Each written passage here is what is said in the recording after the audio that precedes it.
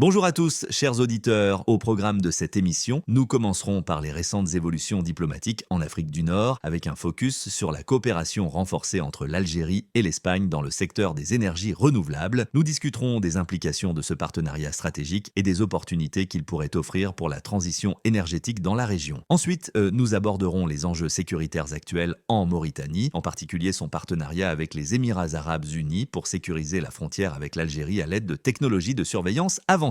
Un sujet crucial dans le contexte des menaces transfrontalières croissantes. Enfin, un point sur les derniers développements sportifs avec une analyse du retour en grande forme de Riyad Mahrez après une période difficile. Nous reviendrons sur son engagement pour retrouver son meilleur niveau et les attentes qui pèsent sur lui, tant en club avec Al Ahly Jeddah qu'en sélection algérienne, avec les qualifications pour la Coupe du Monde 2026 à l'horizon. Restez avec nous pour une émission riche en informations et analyses. Une tension frontalière à haut risque, le Maroc, l'Algérie et l'ombre de la France.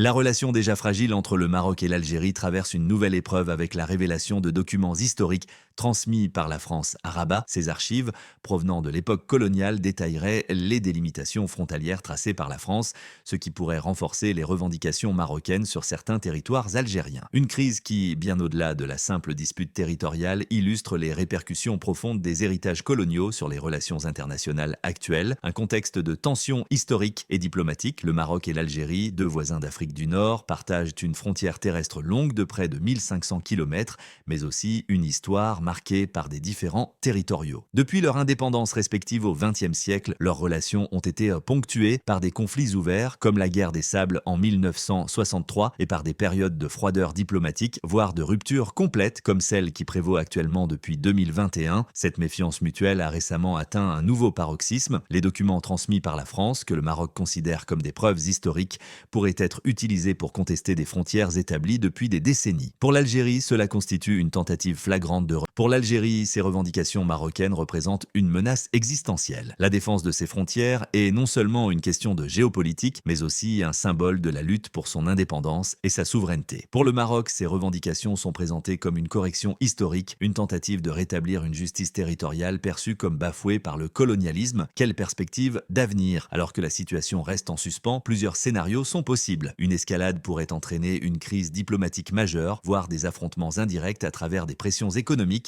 ou des soutiens à des mouvements opposés. À l'inverse, un dialogue constructif, facilité par des tiers neutres, pourrait ouvrir la voie à une résolution pacifique et durable. Pour cela, il est impératif que les deux parties dépassent les discours nationalistes et les postures inflexibles. Une médiation internationale impartiale, associée à une volonté politique réelle des deux côtés, est la clé pour éviter que cette crise ne devienne un point de non-retour. Conclusion, une région à la croisée des chemins. Cette crise frontalière entre le Maroc et l'Algérie, bien qu'ancienne dans ses origines, met en lumière des enjeux contemporains cruciaux. Elle rappelle la fragilité des équilibres régionaux et l'urgence de repenser les mécanismes de coopération en Afrique du Nord. Dans une région où les défis communs nécessitent une réponse collective, chaque conflit non résolu affaiblit un peu plus la capacité des pays à relever ces défis ensemble. Si cette crise est gérée avec sagesse, elle pourrait devenir une opportunité pour redéfinir les relations entre les deux voisins et poser les bases d'un nouveau partenariat régional. Sinon, elle risque de devenir un nouveau chapitre sombre dans l'histoire déjà mouvementée de cette région stratégique. Ensuite, nous attaquons le sujet suivant. Afrique du Nord et Sahel, une région en pleine mutation géopolitique et énergétique. L'Afrique du Nord et le Sahel traversent une période marquée par des développements géopolitiques et énergétiques majeurs. Des initiatives transfrontalières aux tensions souverainistes, les récents événements redéfinissent les dynamiques régionales et internationales. Algérie-Espagne, une coopération énergétique malgré les différends politiques, malgré des tensions diplomatiques persistantes. L'Algérie et l'Espagne montrent qu'il est possible de transcender les différents politiques au profit d'intérêts stratégiques communs. Les deux pays ont annoncé une intensification de leur partenariat énergétique avec un accent particulier sur les énergies renouvelables. Pour l'Algérie, dotée d'importantes ressources naturelles, ce partenariat représente une opportunité de diversifier son économie encore fortement dépendante des hydrocarbures. Le pays cherche à investir dans le solaire et l'éolien pour répondre à la demande croissante d'énergie tout en réduisant son empreinte carbone. De son côté, l'Espagne, riche en expertise technologique dans le domaine des énergies propres, voit dans cette coopération une chance de renforcer sa sécurité énergétique et de réduire sa dépendance aux combustibles fossiles. Cependant, ce rapprochement énergétique intervient dans un contexte marqué par des différends diplomatiques, notamment sur le dossier du Sahara occidental. Si ces tensions ne sont pas gérées avec soin, elles pourraient entraver la mise en œuvre des projets communs. Néanmoins, les analystes soulignent que cette coopération pourrait également servir de levier pour établir un dialogue politique plus constructif entre les deux nations, Mauritanie, Émirats arabes unis. La sécurité à l'ère de la technologie spatiale. Au Sahel, la Mauritanie renforce ses capacités sécuritaires avec le soutien des Émirats arabes unis. Dans un effort pour sécuriser sa frontière avec l'Algérie, le pays a adopté des technologies satellitaires avancées fournies par son partenaire émirati. Cette initiative vise à contrer les menaces transfrontalières telles que le terrorisme, le trafic de drogue et d'armes, ainsi que d'autres activités illicites qui prolifèrent dans cette région instable. Les frontières poreuses du Sahel représentent depuis longtemps un défi pour les gouvernements locaux, permettant à des groupes extrémistes et criminels d'exploiter les failles sécuritaires. Pour la Mauritanie, cet accord marque une étape importante dans la modernisation de ses capacités de surveillance et de défense. Et pour les Émirats arabes unis, il s'agit d'un moyen stratégique de renforcer leur influence en Afrique de l'Ouest, tout en contribuant à la stabilité régionale. Cependant, certains observateurs expriment des préoccupations quant à une éventuelle militarisation croissante de la région et aux implications de l'implication étrangère dans les affaires sécuritaires locales, Mali-Algérie, une reconnaissance qui exacerbe les tensions régionales. Dans un geste surprenant, le Mali a récemment reconnu l'indépendance de la Kabylie, une région d'Algérie. Cette décision a immédiatement provoqué une crise diplomatique majeure entre les deux pays. Pour l'Algérie, cette reconnaissance est perçue comme une atteinte directe à sa souveraineté nationale. La Kabylie, une région à majorité berbère, a été le théâtre de revendications identitaires et politiques depuis des décennies, mais son indépendance n'a jamais été reconnue au niveau international. Le Mali, confronté à ses propres défis internes, notamment les mouvements indépendantistes au nord du pays, semble adopter une posture provocatrice, potentiellement en réponse à des différends non résolus avec Alger. Cette décision pourrait néanmoins s'avérer contre-productive, fragilisant davantage une région déjà en proie à l'instabilité. Les implications de cette reconnaissance vont bien au-delà des relations bilatérales. Elles risquent de raviver les tensions ethniques et politiques dans le Sahel, une région où les conflits internes et transfrontaliers sont déjà nombreux, une région entre défis et opportunités. Ces développements reflètent la complexité croissante des dynamiques en Afrique du Nord et dans le Sahel. Les tensions politiques, les ambitions souverainistes et les initiatives transfrontalières façonnent une région où les opportunités de coopération sont souvent éclipsées par des crises récurrentes. L'énergie comme vecteur d'intégration régionale, la collaboration énergétique entre l'Algérie et l'Espagne montre que des intérêts stratégiques peuvent parfois surmonter les divisions politiques. Si cette coopération réussit, elle pourrait servir de modèle pour d'autres partenariats entre l'Europe et l'Afrique du Nord, renforçant la résilience énergétique des deux régions tout en favorisant le développement durable. Sécurité et souveraineté en tension. Dans le Sahel, la question de la sécurité transfrontalière reste cruciale. Les initiatives technologiques, comme celle entre la Mauritanie et les Émirats, offrent des solutions innovantes mais soulèvent également des questions sur la dépendance aux acteurs externes. Une approche équilibrée, combinant coopération régionale et soutien international, sera essentielle pour garantir une sécurité durable.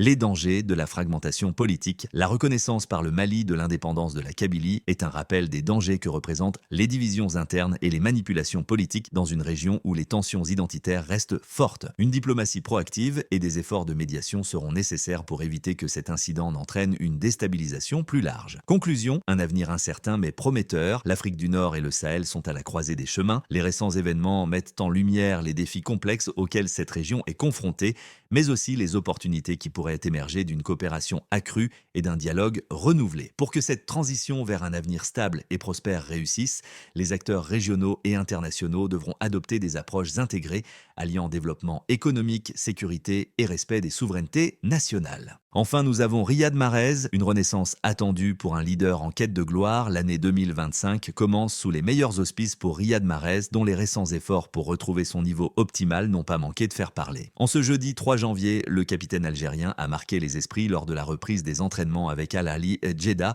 affichant une forme physique impressionnante qui a immédiatement suscité l'enthousiasme des supporters, un engagement sans relâche pendant la trêve. Alors que la plupart des joueurs profitent de la trêve hivernale pour se reposer, Riyad Mahrez a choisi une autre voie, celle du travail acharné. D'après le site spécialisé Win-Win, l'ailier de 33 ans a refusé de prendre des vacances complètes, préférant s'entraîner intensivement avec son préparateur personnel. Objectif, améliorer sa condition physique et corriger les défauts qui avaient suscité des critiques ces derniers mois. Cette démarche a rapidement porté ses fruits. Dès son retour sur le terrain, Mahrez a impressionné par une silhouette plus tonique et un physique affûté, témoignant de l'ampleur du travail accompli. Les réseaux sociaux se sont enflammés, les fans d'Al Ahly exprimant leur fierté et leur impatience de voir leur star évoluer à son meilleur niveau. Une réponse aux critiques et un tournant dans sa carrière. Ces efforts interviennent après une période difficile pour Mahrez, marquée par des performances jugées en deçà de ses capacités. Des consultants, comme l'ancien joueur égyptien Ahmed Mido, n'avaient pas hésité à pointer du doigt une surcharge pondérale, estimant qu'elle affectait ses prestations. Conscient de ces critiques,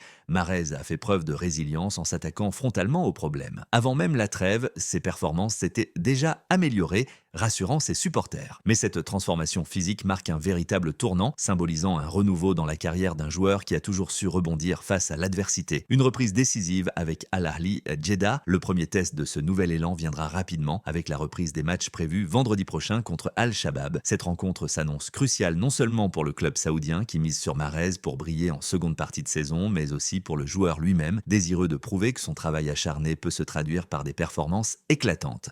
Depuis son arrivée à Al Ahly Jeddah, Mahrez porte de grandes responsabilités tant sur le terrain qu'en dehors. Après une première moitié de saison en demi-teinte, marquée par des critiques mais aussi des progrès constants, ses supporters espèrent qu'il pourra retrouver la magie qui a fait de lui une icône en Premier League avec Leicester City et Manchester City. Un retour en sélection sous pression si Mahrez regagne du terrain en club. Son parcours récent en équipe nationale a été plus contrasté après des performances décevantes lors de la CAN 2023, notamment un match controversé contre la Mauritanie.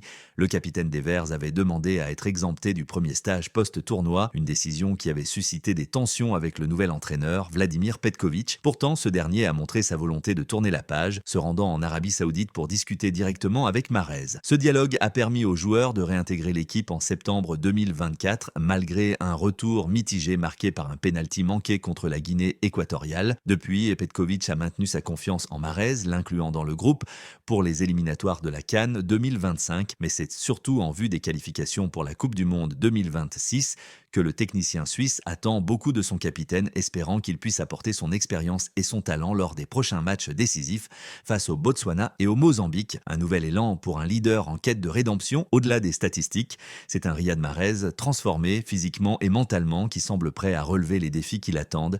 Cette renaissance témoigne de sa capacité à surmonter les obstacles et à répondre aux attentes d'un public qui voit en lui un leader et une source d'inspiration. Pour Al Ahly Jeddah, son retour à son meilleur niveau pourrait être le facteur clé d'une saison réussie.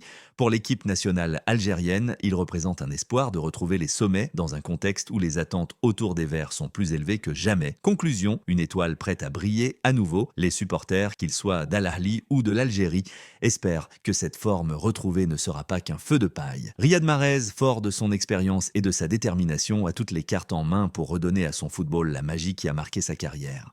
Qu'il s'agisse des terrains saoudiens ou des qualifications internationales, l'année 2025 pourrait bien être celle de la renaissance pour une des plus grandes stars du football algérien. Qu'ils soient diplomatiques, sécuritaires ou sportifs, souligne l'importance des dynamiques régionales et des défis auxquels l'Algérie et ses voisins doivent de faire face pour construire un avenir plus stable, plus sûr et plus prospère. Merci de nous avoir suivis. À très bientôt pour une nouvelle émission pleine d'actualités et d'analyses.